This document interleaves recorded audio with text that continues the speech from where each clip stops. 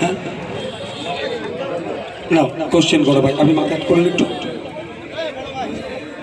মুসা কোথায়? মুসা আসছে? বহুত যুদ্ধের নায়কেরা সব, না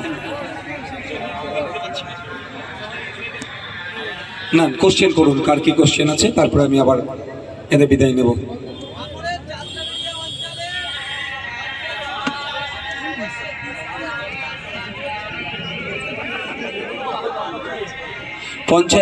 পঞ্চায়েতের সদস্যদের যে কাজ দেওয়া দরকার সত্যিকারের অর্থে সেই কাজ আমাদেরকে দিচ্ছে না।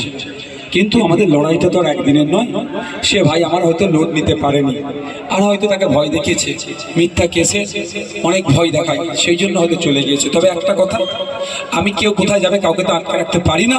তবে এটাই আমার তার কাছে অনুরোধ, আপনার সদস্যপদটা আপনি আইএসএফের থেকে হয়ে লড়াই করে পেয়েছিলেন, আপনি যে সম্মান পেয়েছেন সদস্য হিসাবে, তাকে যে মনোনীত হয়েছেন মানুষের ম্যান্ডেট নিয়ে, সে মানুষের ম্যান্ডেটকে সম্মান জানিয়ে আপনি আপনার পদত্যাগ করে নতুন করে তৃণমূল কংগ্রেসের হয়ে লড়াই করে, মানুষ যদি আপনাকে চায় আপনি আবার অঞ্চলের মধ্যে যাবেন।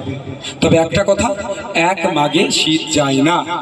আজকে আমাদের দুরবস্থা, আজকে আমাদের যারা ভালোবাসার মানুষেরা আমাদের পাশে দাঁড়িয়েছে, নিশ্চিতভাবে আমাদের ভরসা আগামীকাল আমাদের জন্য একটা সুষ্ঠু সমাজ ব্যবস্থা আসছে। সেই দিনে আমরা যারা অন্যায় করছে আজকের দিনে দাঁড়িয়ে আইনের অপব্যবহার করছে, তাদের বিরুদ্ধে আইনত ব্যবস্থা নেওয়ার জন্য মানসিক প্রস্তুতি আমরা এখন নিয়ে রেখেছি। বলছি বাইবেল গীতা কোরআন শেষ হয়ে যাবে, তবুও মুখ্যমন্ত্রীর ক্ষমতা শেষ হবে না, এই বিষয়ে কি বলবেন?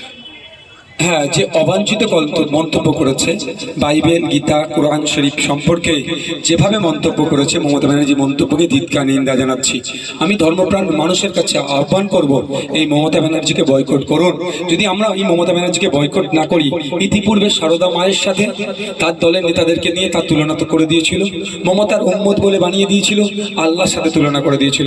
এখনো যদি এদেরকে বয়কট না করি, আমরা ভোটের মাধ্যমে এদেরকে প্রতিহত না করি, আগামী দিনে হয়তো মন্দির মসজিদে ছবি টাঙিয়ে দিয়ে বলবে এর পুজো করে, নামাজ পড়। তা আমি ধিক্কার নিন্দা জানাচ্ছি মমতা ব্যানার্জিকে, অবিলম্বে তার বক্তব্যের জন্য তাকে ক্ষমা চাইতে হবে। কারণ বাইবেল গীতা কোরআন শরীফ বিভিন্ন ধর্মের মানুষের কাছে তাদের আবেগ আস্থা ভালোবাসা, তার উদ্বেগ অন্য কাউকে তারা মানতে পারে না। যেভাবে এই আক্রমণ করেছে, ধর্মকে অবমাননা করেছে, যদি মমতা ব্যানার্জি ক্ষমা না চান, এর জবাব কিন্তু ইন্ডিয়ান সেকুলার ফ্রন্টের পক্ষ থেকে সময়ের সাথে সাথে দেওয়া হবে। আমি অনুরোধ করবো মিডিয়ার মাধ্যমে সাধারণ মানুষের কাছে যে আপনারা এর বিরুদ্ধে এই মমতা ব্যানার্জিকে বা তার দলকে বয়কট করুন। গত 2 দিন আগে আইএসএফ এর প্রোগ্রাম বানচাল করা হলো, তারপরই পাল্টা আপনার নামেই কেস হলো, আপনি কি বলবেন? দেখুন, বিরোধী দল করতে এসেছি, কেস মামলা হবে, ওই কেস মামলার ভয় আমি ঘরে ঢুকে পড়বো না। দেখুন, ব্যাপারটা হচ্ছে তৃণমূলের হয়ে যে পুলিশগুলো এখন ভাবছেন চাটুকারিতা করবে, তাদের উদ্দেশ্যে আমার বার্তা, নওশাদ সিদ্দিকীর কোথায় কার সাথে উঠা বসা হয়তো সঠিক তারাও জানে না। এমন সময় আসবে হয়তো আমে দুধে গড়াগড়ি করবে, এই খাবে আমে দুধে মিশে যাবে, আটি কি করবে সেটা না হয়ে যায়। অফিসারদের একটু সতর্ক হয়ে চলুন। গণতান্ত্রিক রাষ্ট্রে সবাই যে যার মত পোষণ করতে পারবে, মিথ্যা কারণ আমি কেস ছাপিয়ে দেবেন না। কেস হচ্ছে জামিন হতে পারে, জেল হতে পারে, জরিমানা হতে পারে, কিন্তু ওই দিনকেও অফিসারদের পক্ষ থেকে যে আচরণ পেয়েছি সেটাও কিন্তু আমি মিডিয়ার মাধ্যমে বলবো না।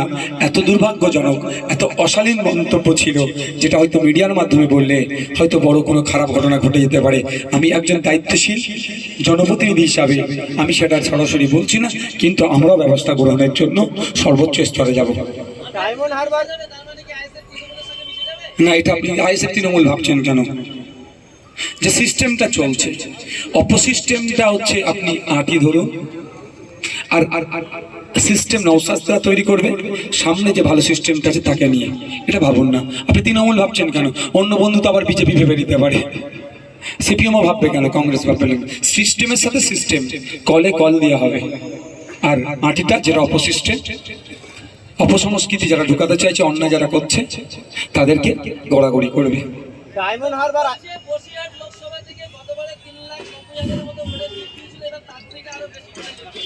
মানসিক শান্তি তারা বলে নিচ্ছে, কিছু কর্মীকে উজ্জীবিত করার চেষ্টা করছে। এখানে বারাসাত, ওখানে বসিরহাট। 4 তারিখে যখন গণনা হবে, শান্তিপূর্ণ ইলেকশন হলে ওই গুন্ডামস্তান দিয়ে ভোট চুরি করলে ভাই 4 লাখ কেন 14 লাখ ওরা সব ভোটে জিতে যাবে, বিরোধীরা ভোটই পাবে না যদি গুন্ডামি মস্তানি করে। যদি একদম মানুষকে ভোটাভুটি ভোটদানের পূর্ণ স্বাধীনতা পাই, সে সুযোগ পাই। এখানে আছেন বসিরহাট, ওখানে আছে, এখানে আছে, সরি এখানে আছে বারাসাত, ওখানে আছে বসিরহাট।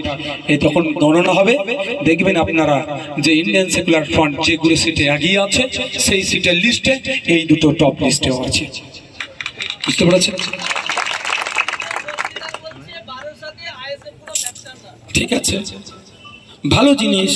রাতের অন্ধকারে পতাকাগুলো ছেড়ে দিচ্ছে কেন, ব্যানারগুলো ছেড়ে দিচ্ছে না কেন? এমনি আমাদের টাকা পয়সা কম, ব্যানার কম ছাপিয়েছি আমরা, সেই 2-4টে যা ছিঁড়তে হয় ব্যানার ছাপিয়েছি সেটাও ছিঁড়ে ফেলে দিচ্ছে। একটা পতাকা 10-12-15 টাকার দাম, ও বেশি টাকা নিয়ে যে ঘন ঘন লাগাবো, 500 মিটার দূরে দূরে করে লাগিয়েছি গাছে টাছে, সেগুলোও খুলে ফেলে দিচ্ছে। আইএসএফ না থাকলে ওই ব্যানারগুলো কেউ খুলে, পতাকাগুলো খুলে ফেলে দেয়?